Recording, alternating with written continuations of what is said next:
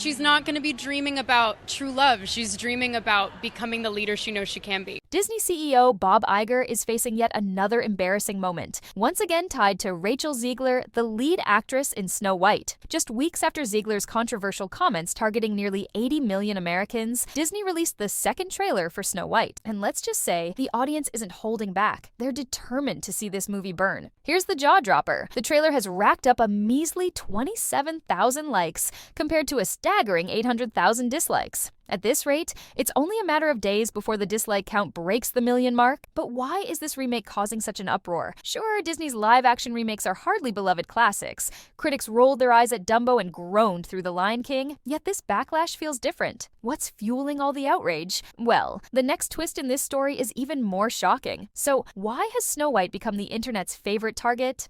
It's a cocktail of frustration, nostalgia, and Disney's obsession with modernizing classics. Whether anyone actually wants them to or not, sure, the trailer looks painfully mediocre, like the kind of bad you shrug off after a straight-to-streaming release. But the real outrage? It's not just about shoddy visuals. The original is a landmark in film history, sure, a groundbreaking achievement as the first ever full-length animated movie. But is it topping anyone's remake wish list? Not even close. Lately, it feels like Disney's playbook is less about delivering what fans truly want and more about wringing every last dime from its aging catalog of classics. Honestly, there's no shame in leaving an icon untouched. Sometimes the magic doesn't need a makeover, but here's where things take an even bolder turn. The original Snow White still stands tall today, with its breathtaking artistry and undeniable historical significance.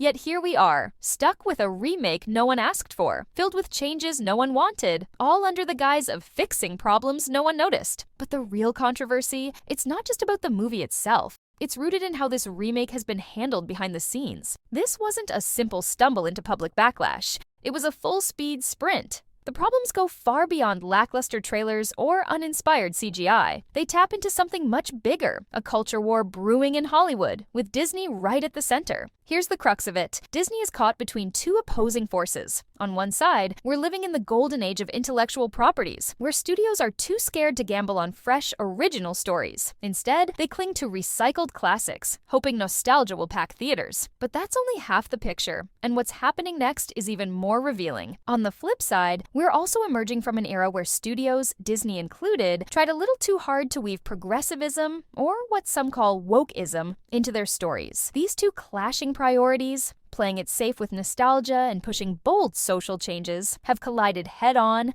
and Snow White is caught right in the wreckage. Let's dive into the specific changes that have fans up in arms. First, the dwarfs, or rather, their glaring absence. Instead of Snow White and the Seven Dwarfs, Disney originally teased Snow White and the Seven Magical Persons. Why the change?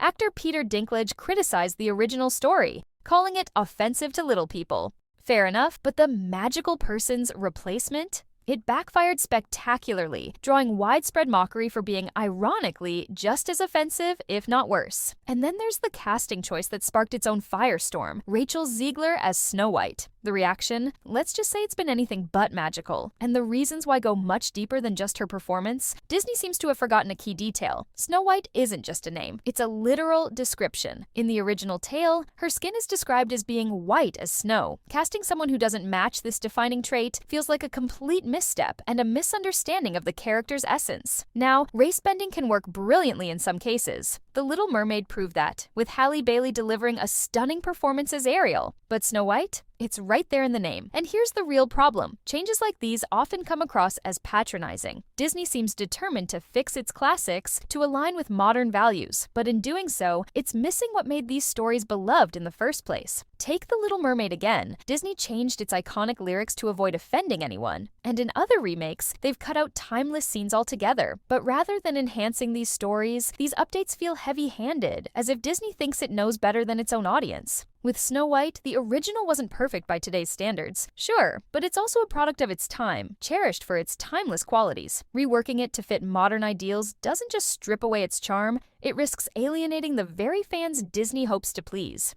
And the irony? This approach might be doing more harm than good. Disney's Snow White controversy should serve as a wake-up call. For years, the company has chased short-term gains by leaning heavily on its beloved classics. But with every misstep, it's becoming painfully clear. This strategy has its limits. You can only alienate your loyal audience so many times before they simply stop showing up. And then there's the prince, or rather, his conspicuous absence. Early reports suggested that Snow White wouldn't be pining for a prince, nor would he have any part in rescuing her. On paper, that sounds fine. Nobody in 2024 is clamoring for a stereotypical damsel in distress storyline. But here's the twist. Snow White was never about waiting for a man to save her. The prince wasn't the focal point of her story. He was a symbol of hope, a reward for her strength and perseverance. That's what makes this change so frustrating for fans. It reflects a fundamental misunderstanding of what the original tale represented. Snow White wasn't some love-struck girl consumed by the idea of romance. Her story was about resilience, unwavering kindness, and staying true to who she was, even in the face of adversity. By sidelining these core elements, Disney risks losing the heart of what made Snow White so timeless in the first place. And the backlash speaks volumes. Framing the removal of the prince as some kind of feminist triumph feels like Disney is trying way too hard to rewrite a story that didn't need fixing.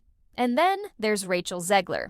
If Disney's creative choices weren't enough to spark backlash, her interviews certainly did the rest. In one particularly infamous interview, Zegler dismissed the original Snow White as outdated, suggesting that this remake was meant to fix its so-called flaws. Her tone? Let's just say it didn't land well. Instead of honoring the original's legacy, her comments came across as dismissive, some might even say elitist. And that's the crux of the issue. Fans don't want to feel like they're being lectured or talked down to, especially when it comes to something as cherished as Snow White. Zegler's remarks about Snow White not needing to be saved by the prince only added more fuel to an already roaring fire. To many, Zegler's comments felt like she was forcing modern values onto a story that was never even about romance in the first place. But it wasn't just what she said, it was how she said it. Her tone came off as snarky, condescending, and completely disconnected from the audience Disney is desperately trying to win over. The Snow White controversy isn't happening in isolation. It's the boiling point of years of frustration with Disney's approach to remakes. Fans are sick of seeing the stories they hold dear dissected and reassembled to fit some arbitrary modern agenda. And the idea that these updates are somehow superior to the originals, it's not just tone deaf. It's downright insulting. Take the decision to cut the dwarves, for example. Disney's intent was to avoid offending anyone, but in the process, they created a brand new controversy. By removing the dwarves, they effectively erased roles that could have gone to talented actors from the little people community. Even fans who supported Peter Dinklage's original critique of the story found the replacement, magical persons, to be a laughable and unnecessary overcorrection. These decisions don't feel like thoughtful updates. They feel like knee-jerk reactions. And for many, it's proof that Disney has lost sight of what made these classics timeless. But there's another layer to this saga that's even harder to ignore. This is a pattern we've seen time and time again. Disney changing things no one asked to be changed, all while avoiding the kind of innovation that could truly breathe new life into their stories. Fans aren't upset because they're resistant to progress. They're upset because these changes often feel hollow, performative, and, frankly, unnecessary. So, what does this all mean for Disney? One thing is clear. The company's approach to remakes desperately needs a fresh perspective. Instead of trying to fix classics or chase fleeting modern trends,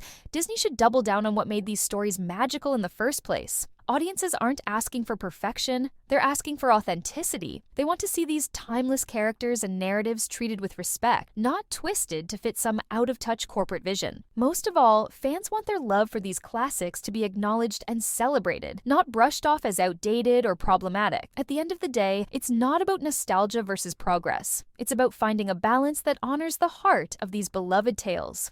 And until Disney figures that out, this backlash won't be fading anytime soon. What's your take on all this controversy? Drop your thoughts in the comments and we'll catch you in the next one.